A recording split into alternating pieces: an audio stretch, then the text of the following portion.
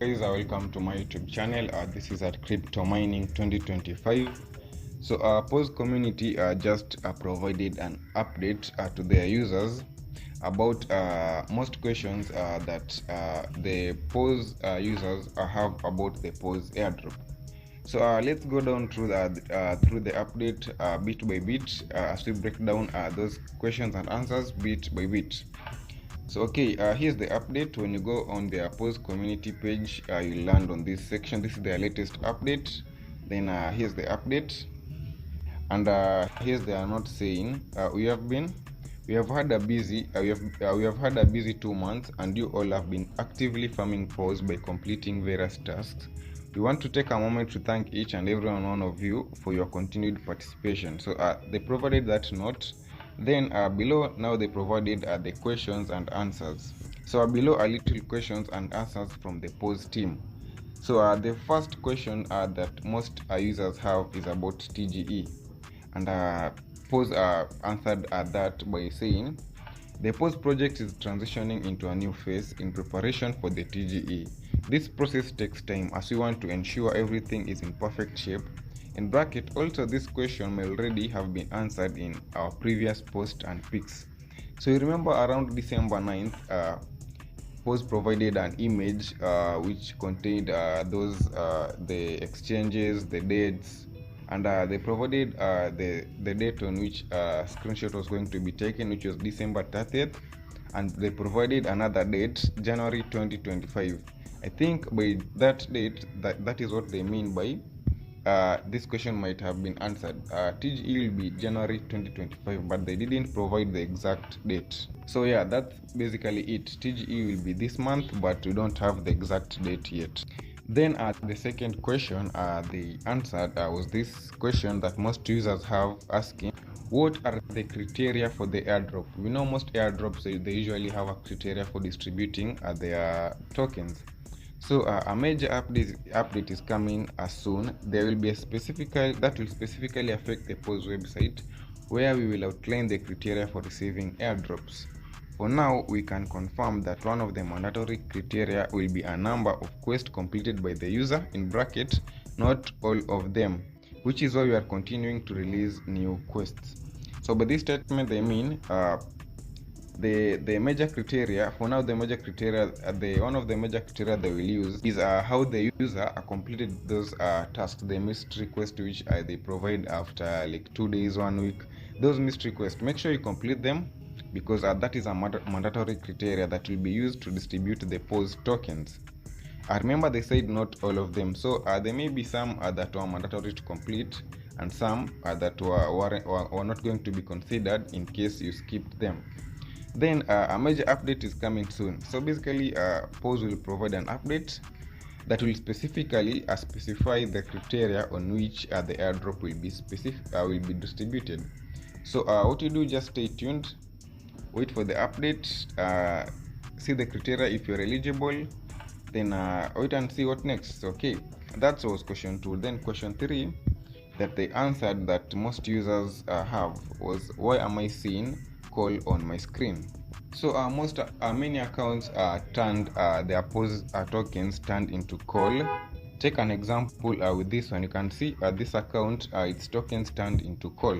So the reason is that maybe the user wasn't active on the Paws platform. That's why your tokens turned into call. But let's see what Paws had to say about that.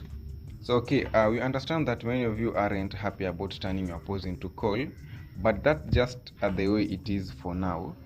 The Grinch has played a key role in helping us separate active users from passive users, which allows to increase rewards for those who are actively participating. So in case you are not active on your account, then your Paws tokens must have turned into call, because you must be active. They detect the activeness of the account for you to remain with their tokens. But if you remain inactive, the tokens will turn into call. There also was a project.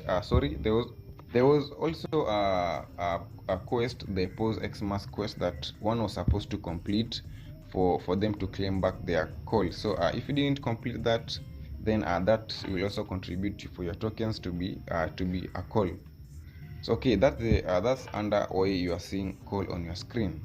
And Paws you can see here they said We understand that many of you aren't happy about turning your pause into call, but there's not, that's just the way it is for now. So basically what they mean by this statement is that the way it is, you want to get your pause back. So that's your reward for being inactive on their project. So okay, that's it about the third question of why you are seeing call on your screen instead of pause. So okay, let's head on to the next question, which most users have, and the question is, how many pause tokens will I receive if I have 100k pause points? So the conversion criteria. So okay, let's see what they had to say about the conversion criteria.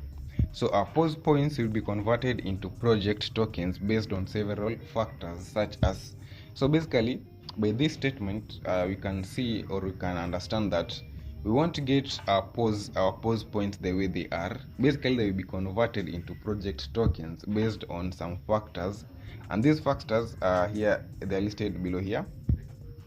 Here they are. So factor number one, that will determine the conversion of the pause, number of quests completed. So depending on the number of quests you completed from day one, it will determine the number of project tokens you'll get. So if you are active on the Paws airdrop, you completed many quests, then good for you, you'll get a lot of tokens. So number two, conversion criteria 2, participation in project listed on the Paws roadmap. So remember, Paws was listing some projects on their community, and they were also providing them as unlimited quests that you are supposed to do. So in case you participated in those, you were supposed to participate in those, but it wasn't mandatory, but it will be used as a criteria. In case you participated in all of them projects, they will detect, and that will determine the amount of project tokens you will get. So that is conversion criteria number 2. So conversion criteria number 3 is number of active referrals. So you might have a lot of referrals, like 1000 plus, but if they are not active, then they're not good for you. They are not beneficial at all, because you can see here number of active referrals. So depending the more active a referral is, then it will determine the number of project tokens you'll get. So the active the referrals, the more the tokens. Yep. So that is criteria number 3. So criteria number 4, voting medals. So I remember you were being given some tasks for voting using the stars. So depending on how you voted, you were given a medal. So, and the medals were almost 5. I think they were almost 5 or so. Okay, you can see for my case, here's my medal. So there's also a newcomer medal, blah blah blah. So yeah, depending on these medals, this will be used as a criteria for you getting the project tokens. So the higher the rank of the medal, the higher the tokens you will receive. Then you can see they said and more. So these and more, we don't know what they are. Maybe it may be the number of tokens, your active participation, or more. They just said and more. So okay, so basically those are the conversion criteria that they're going to use for you to get these project tokens, which will be converted from your Paws points which you have on your balance, on your bot balance. Okay, then below you can see they also said each of these metrics will have a different impact on the final amount of tokens available for claiming. So each of these metrics will have an impact on the final amount of tokens that will be available for claiming. So basically, depending on how you are active, on how you number of quests you participated, on the project participation that were listed on the Paws roadmap, number of active referrals, voting medals, and more, this will determine the number of tokens that will be available for claiming for you. So basically that's it about this new update they provided on their Telegram page.